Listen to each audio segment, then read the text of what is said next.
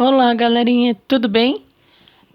Hoje nós vamos para uma aula de História A, o equivalente às aulas 13 e 14 da nossa AP2, que carinhosamente eu chamei de descobrimento entre aspas. Não se esqueçam de qualquer dúvida, deixar aqui nos comentários que a Pro responde assim que possível e vamos mantendo essa comunicação para que não tenhamos dúvidas, ok? Então vamos lá. Como em história, nada, absolutamente nada, acontece do nada, ironicamente, é preciso sempre que algo aconteça antes para que aquele movimento tenha início posteriormente. O que eu estou querendo dizer com isso? Ninguém acorda e fala, nossa, hoje eu vou para as Américas, se ele nem sabe que existe uma América, se ele nem tem instrumentos para navegação. Isso é impossível. O que nós precisamos fazer? Dar uma retomada no conteúdo. Então vamos lá. Nessa parte vocês já estão craques. Havia o Império Romano do Ocidente, que foi derrotado pelos povos germânicos, pelos povos invasores. Desses povos, um dos que mais se destacou foi os francos, que fundaram a França e etc e tal, que nós já estudamos. Desses povos que governaram essa região, o mais importante, sem sombra de dúvida, foi um homem chamado Carlos Magno, que teve um grande poder, foi reconhecido imperador no ano 800 pelo próprio Papa. Porém, com a morte do Carlos Magno, as suas terras foram divididas entre os seus 3 netos, como a gente já conversou, os netos de Carlos Magno e filhos do Luís o Piedoso. Como eles não tinham o mesmo poder e o mesmo respeito do avô, por várias questões que nós já estudamos, as terras passam a ser invadidas novamente e, com isso, muitas pessoas em busca de proteção vão morar naquilo que nós chamamos de feudo. Temos aí o movimento do feudalismo. Durou vários anos, ocorreu em diversas regiões da Europa, e nós vimos que por vários motivos também, depois de muito tempo, esses feudos entraram em crise. É o que nós chamamos de declínio da nobreza. Então nós podemos voltar lá e lembrar da Guerra dos 100 Anos, podemos lembrar das crises do século XIV, de uma série de fatores que fizeram com que os nobres, que eram poderosos lá no feudalismo, agora diminuíssem o seu poder, e o rei, que a professora sempre brincou com vocês, que era apenas um senhor entre os senhores, ou seja, ele tinha muito poder no feudo dele, mas ele não podia mandar em outros feudos. Eu lembro que eu brinquei com vocês, que eu disse assim, é igual a mamãe da gente, existe sim as regras de um país, uma pessoa que comanda um país, mas dentro da casa da gente, respeitando as leis, cada mamãe faz suas próprias regras. E aí o que acontece? O rei começa a ficar forte em algumas regiões. Nós estudamos como o rei ficou forte em Portugal, com o João de Avis. Nós estudamos como o rei ficou forte na Espanha, com a Isabel, com o Fernando, que culminou lá com o Carlos. Nós estudamos o rei ficando forte na França com a guerra de religião, a guerra dos 3 Henriques, o Henrique Católico, o Henrique Protestante, o Henrique Rei. E nós estudamos como o rei ficou forte na Inglaterra. E para o Henrique nada, Tudor! E então o Henrique Tudor se fortaleceu lá na Inglaterra. Ok, isso nós vimos, isso nós já sabemos. Porém, nós estudamos que na Itália, que não tinha rei, então não tinha esse controle tão forte, ocorreu um movimento chamado Renascimento, que é aquele movimento cultural, artístico, científico, digamos assim, que ocorre na Itália. E aí veio uma série de invenções, veio uma série de avanços científicos para a época, né? Cai-se por vez a escolástica, o princípio da autoridade, é assim porque sim, porque alguém disse que sim, e passa os argumentos daquele Roger, que eu sempre brinco com vocês que a gente não esquece o nome dele, que é o Roger Bacon, o nosso famoso Roger gostosinho. O que acontece? O Roger Bacon, lá atrás, muito antes, ele já tinha proposto o método de que você precisava comprovar, que você precisava observar, que você precisava experimentar. Então, esses são os princípios da ciência moderna. Eu não posso fazer algo porque, eu acho que isso funciona. É preciso uma prova, eu preciso observar, eu preciso ver os resultados, e isso passa a ser aplicado em diversas áreas do conhecimento, e é um avanço incrível. Soma-se a tudo isso que nós estudamos a Reforma Protestante. Vimos o Lutero na Alemanha, vimos o Calvino, aquele que propunha que o fruto do trabalho deveria ser investido em mais trabalho como forma de livrar o homem do pecado. Vimos o Henrique VIII, filho do Henrique Tudor, que criou uma nova religião para casar com a Ana Bolena, e vimos também a Contra-Reforma. A Contra-Reforma é um movimento da Igreja contra a reforma proposta lá atrás por Lutero. Dito isso, não podemos nos esquecer que o rei, ele está forte. Em todos os lugares? Não, a Itália ainda está sem rei, mas nos países que nós estudamos, como Portugal, Espanha, França e Inglaterra, esse rei está forte. E esse rei está forte graças ao amor. É só você lembrar da metadinha do coraçãozinho. Tananana. O rei estava procurando alguém que completasse os seus interesses. Quem completou a princípio emprestando seu apoio a esse rei? Essa burguesia. O burguês é o comerciante. Ele tem interesse em um rei forte para estabelecer um padrão, uma única moeda, um único peso, uma única medida. E com isso, aos poucos, num processo de muitos anos, nós temos início a expansão marítimo-comercial europeia. O que acontece de importante aqui para vocês? Expansão é aquilo que nós chamamos de aumentar de tamanho, ou seja, a expansão ela ocorre quando eu preciso aumentar, eu preciso expandir. Marítima vem, obviamente, de mar, então eles vão expandir pelo mar. Comercial vem de comércio, ou seja, eles estão buscando expandir pelo mar o seu comércio. Eis que aí surge uma figura muito importante para nós, que é a figura de um homem chamado Cristóvão Colombo. Ou seja, esse Cristóvão Colombo, ele vai ser importante para a nossa história. Ele é um genovês lá da Itália.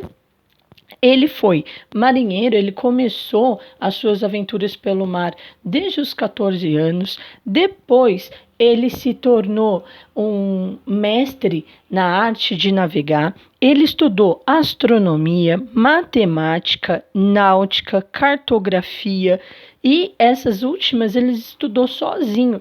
Eu lembro que eu brinquei com vocês, eu falei, muitos têm dificuldade em estudar com o auxílio de um professor, quem dirá sozinho? Então, realmente, ele era um cara muito avançado para sua época, ele era fruto do renascimento que ocorreu na Itália, ele viveu, com pessoas que estavam nesse movimento e ele acreditava na esfericidade da Terra. Como isso? Ele acreditava que a Terra era redonda.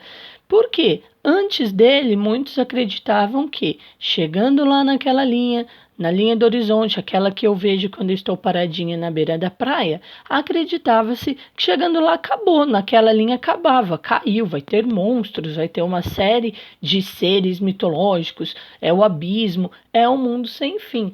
Eu gosto muito de brincar com vocês que quem já assistiu ao filme da Moana, em que ela diz que o horizonte pede para ir tão longe e que ela busca ultrapassar a barreira de corais, é exatamente isso que o Cristóvão Colombo tinha como interesse, O horizonte pede para ir tão longe. O que tem depois? O que vem depois de tudo isso? E ele, mesmo crente na sua ideia, não poderia fazer se ele não tivesse dinheiro. Qual era a intenção do Cristóvão Colombo? Atingir o Oriente, que era a Índia, um local para você buscar especiarias, os produtos, o cravo, a pimenta, por meio do Ocidente. Ele achava que atravessando o Ocidente ele conseguiria chegar no Oriente.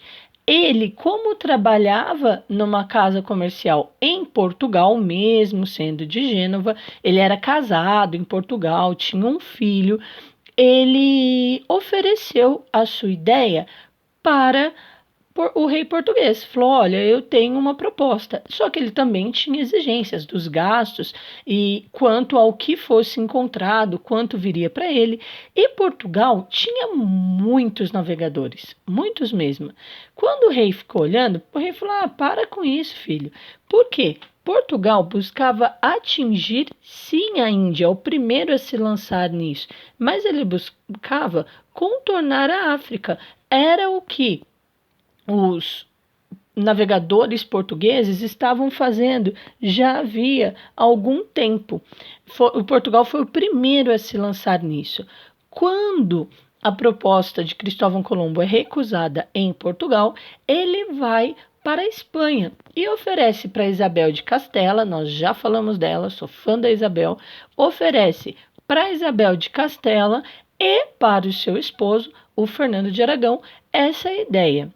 Ele passa 8 anos tentando convencer a Isabel e o Fernando de que essa história poderia dar certo, que valia a pena um investimento. A Isabel, então, depois de muita insistência, pega uma joia, entrega para Cristóvão Colombo e fala: olha, vende isso com o dinheiro. Você vai conseguir os homens e os barcos de que você precisa. Isso era abril de 1492. Esse documento que permite que Cristóvão Colombo saia da Espanha se chama Capitulações de Santa Fé. Ele é nomeado o almirante das embarcações e vice-rei de qualquer região que ele descobrisse no meio do caminho. Então, foi um tiro no escuro, mas que ele estava autorizado. Ele parte, então, da Espanha em agosto com 3 embarcações, La Nina, La Pinta e Santa Maria. Ele chega aqui na América no dia 12 de outubro de 1492. Ele chega em Guanahani, que é hoje a região das Bahamas, mas ele acredita ter chegado em Cipango. O que seria Cipango? Na época, Cipango era o Japão. Quando ele vê a região das Bahamas, ele olha e fala: ei, ali é Cipango. Ele não faz ideia de que ali é uma nova região. Para facilitar, acompanhe aqui comigo, olha. Eu peguei um globo para mostrar para vocês que aqui temos Portugal e Espanha. Portugal estava sim tentando chegar na Índia e muito antes do que a Espanha. Porém, Portugal, eu fiz essa linha amarela, olha. Portugal vem contornando a África e chega na Índia no ano de 1498. Porém, Cristóvão Colombo, lá em 1492, quando ele sai aqui da Espanha, qual que é a ideia dele? Eu identifiquei Cristóvão Colombo como essa linha preta. A ideia dele é dar a volta. Oi! Aqui, olha só, o Japão, Cipango. Continuo mais um pouquinho. Cheguei na Índia, que era a intenção dele. O que acontece? Qual é o problema? Quando ele sai daqui, da Espanha, ele vê uma ilha aqui, que é Guanahani, ó, muito próximo a Cuba. Quando ele chega nessa região, ele fala: olha ali, Cipango, que seria o equivalente ao Japão, e depois ele já vê outra região, que é a região de Cuba. Ele fala: aqui está a Índia, ou seja, nós chegamos. Isso é muito importante porque, como ele acreditava ter chegado na Índia, ele chamou quem já estava aqui de índio. E de índio nós já estudamos na apostila 8 do ano passado que de índios povos que estavam aqui não tem nada, eles nem sequer sabiam que eles eram índios, não passava essa perspectiva pela cabecinha deles. Então, o que acontece? Quando Cristóvão Colombo chega aqui, ele está trabalhando pelos reis da Espanha, o Papa, por a Espanha ser um país católico, o Papa Alexandre, por ser muito próximo dos reis espanhóis Isabel e Fernando, ele faz um documento dizendo que a partir de 100 léguas,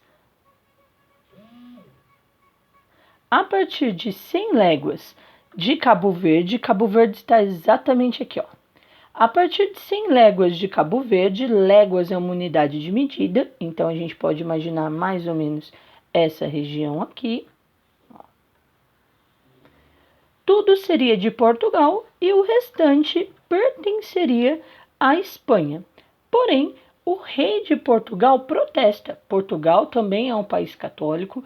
Portugal reclama que a Espanha navegou em águas portuguesas, que Cristóvão Colombo passou por águas portuguesas, então ele exige um pouco mais. E essa reunião ocorre na cidade de Tordesilhas, ou seja, esse tratado, esse documento fica conhecido como Tratado de Tordesilhas, que é o momento em que o Papa estabelece que a 360 léguas de Cabo Verde, então dá mais ou menos aqui, ó, tudo pertence a Portugal. Que tudo é esse? Olha aqui, o Brasil. Então, desde 1492, existe a ideia de uma nova região, porque Cristóvão Colombo chega aqui. Em 1493 é feito a bula intercoeteira que dava a maioria dessas terras para a Espanha. E em 1494 é feito um novo tratado, que é o famoso Tratado de Tordesilhas, que divide as terras entre Portugal e Espanha e finalmente conseguimos entrar na história do Brasil. Aqui nós temos um mapa que deixa tudo mais claro para vocês. Cabo Verde está aqui, nessa setinha. O primeiro documento, a bula intercoeteira de 1493, dava essa região pintada para Portugal, ou seja, nós podemos olhar, havia mar. Não tinha nenhuma quantidade de terras aqui de forma significativa. Portugal, então, reclama, protesta e é feita uma reunião em 1494 na cidade de Tordesilhas, por isso que tem esse nome, Tratado de Tordesilhas, em que o Papa diz que a 370 léguas de Cabo Verde, tudo pertence a Portugal e o restante é a Espanha. Então, é essa segunda linha aqui, ó, o Tratado de Tordesilhas. Água, água, água, água, terra. Tá vendo? É o que aqui, lá no globo, nós pudemos ver que era o Brasil. Então, isso é muito importante para nós. Por que é importante? Não havia como eu chegar para vocês na primeira aula e falar assim, olha gente, o Brasil foi conquistado por Portugal em 1500. Vocês iam falar, tá, quem são os portugueses? Ah, os portugueses é um povo lá da Europa que saiu para as navegações. Mas por que eles saíram para as navegações? Ah, porque eles queriam um novo caminho para a Índia, buscar especiaria. E uma pergunta iria levando a outra e nós voltaríamos lá na pré-história. Então, entendendo por que os portugueses comandam essas terras aqui do Brasil e, sobretudo, entendendo que a gente não pode afirmar que em 22 de abril de 1500 Pedro Álvares Cabral descobriu o Brasil. Tanto é que eu chamei essa aula de descobrimento entre aspas. Por quê? A partir do momento que eu digo que ele descobriu, parece que é algo desconhecido. Mas como vai ser desconhecido se desde 1494 eu já sei que essa terra me pertence? Então foi muito mais uma expedição de reconhecimento do que de descobrimento. Mas isso nós vamos deixar para uma próxima aula. O que importa para nós nesse momento